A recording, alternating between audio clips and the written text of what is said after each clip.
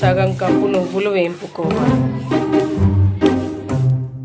2 కప్పుల ధనియాలు వేపుకోవాలి,